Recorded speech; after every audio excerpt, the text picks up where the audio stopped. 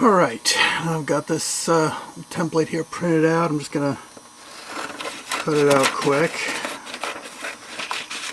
Because actually when I'm ready to build a turnout, I'm going to print it out on cardstock. I'm just going to put it in place here just to check things out. See if I was reasonably accurate. I'm just going to slide it underneath here. Just to give myself an idea of where I'm going to position this.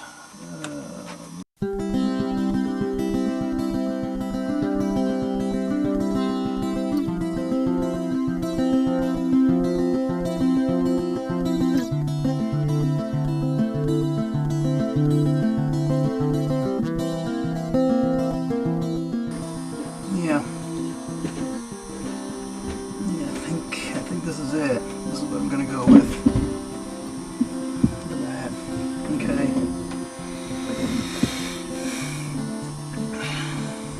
I'll go ahead and print this out on cardstock, and then I think I'll be ready to go and get this all, start putting this together. That'll be the next phase, so.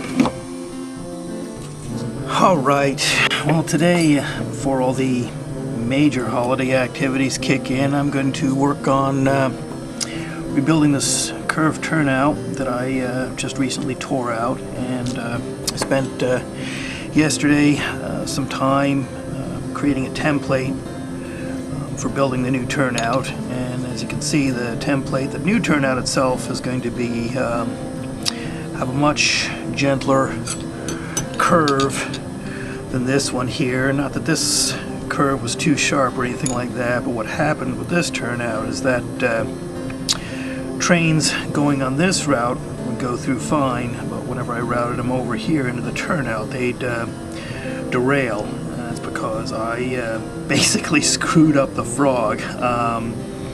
This rail here is too far off to this side, and the point is, when you're building a turnout and you're making your frog, you got to make sure your transitions are smooth. That when you hold the turnout up, that you're, hold it up like that.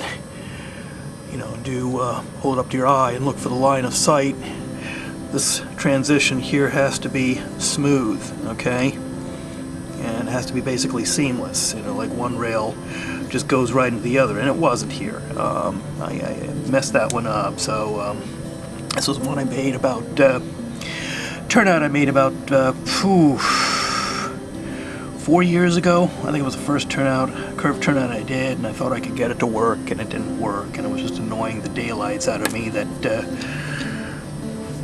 whenever I tried to route trains through here, that they'd always derail. I mean, it was basically useless. So that's what I'm going to do this morning and part of this afternoon.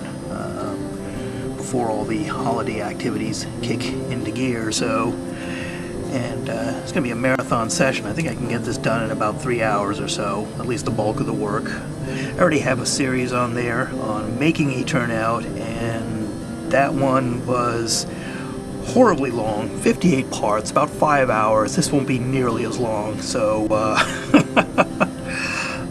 anyway, hope you enjoy the ride while I make this. So I'm going to go ahead and start marking off where I'm going to put my PC ties, because this is going to be a combination of PC ties and wood ties that fill in here. The PC ties hold the rails together, and I cut the foil to electrically isolate everything. Here, let me just mark, because I think my points are actually going to end up right here. Okay. I think that's what I'm going to do. Actually, right here. This is where my points are going to be. I'll just put an arrow there, the end of my points. And so this needs to be a PC tie. That needs to be one. And this one. And that one as well. So we've got 4 to start with. You can put a fair amount of PC ties at the end here to make sure it's fairly secure. The rails are fairly secure. Okay, put one there.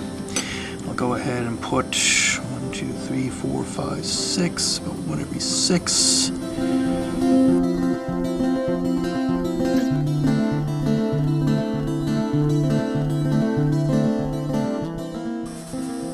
What I want to do is make sure that the frog is not going to go anywhere,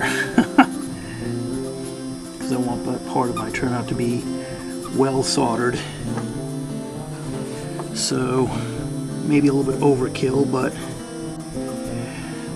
I think it's just very important to have this part of the turnout really solid. Make sure we're not going to move anywhere. Then I think that would be adequate, because I think I'd want to gap the rails here, actually here. Probably gap the rails right there and right there. Yeah, I think that'll be about right. Or depending on how this unfolds, I might add another PC tie here and down here, because I want to have at least 2 PC ties on either side of a gap to make sure that the rails going into the frog are also secure. So that's my rule of thumb. 2 of them on either side of the gap. Okay, now let me just go with this. Go with this for now, and then I think this one will probably be one long piece like that going across. Then I'll start splitting these back up into individual ties like that.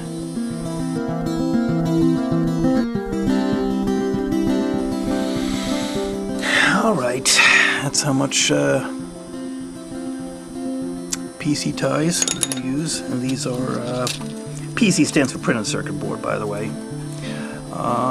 Has this printed circuit board has a fiberglass center, I believe some kind of fiberglass composite with copper foil on either side.